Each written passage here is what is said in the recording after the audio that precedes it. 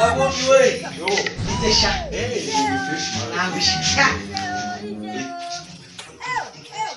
Hoya ntago bintumwe mushiki wawe ko yaye kuburira. Cyo kikuvanya abanye se wangegera. Wapi wagacucu.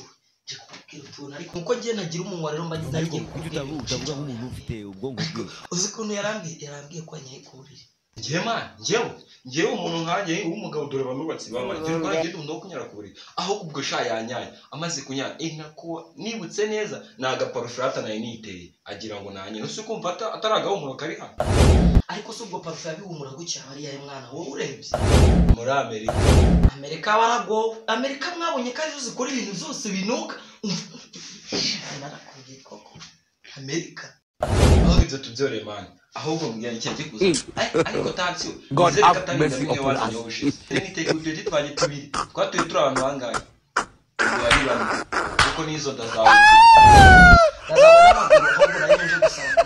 bitane n'inzobwe wagegera ahubwo se ibyo bitane n'inzobwe wagegera nihe bitani ahubwo se niye bihuri uranyumvira noneho akuze ko nanyi tabi ngo ubundi wo bitebyaye man ntabwo wahuye n'itaba ahubwo wahuye n'isigara uvuze ngo ntabwo wahuye n'itaba ahubwo wahuye n'isigara ngatangarira uri nta muntu utamufeje reba ujye wambaye ingofero byonyine bigaragara ko ifege ryakwisha ahubwo ucyutse irembona ntukina rimwesha umuntu urinyesha n'amatwi uzi ko usigaye use kumungashyika mu mazuru ntabwo ujyanisha ahubwo ryaramvunye wa muntu we nimba utabizi abandi bafunika umugongo bari guhinga wowe ufunika umugongo uri kuzoferi bivuze ko iwanyu muhingisha imigongo mudahingisha amasaha banyumvira kunuka ko nzira mugongo ajya n'umuyaga ibyo se ni ndubivuze ubwo tu nawe urara mu nyanja ariko njye se ndo wanyeye kuburira icyagihe ukaruhama uzi ko umara ujyanye n'abandi bose uzi ko nta n'ifu ugira amana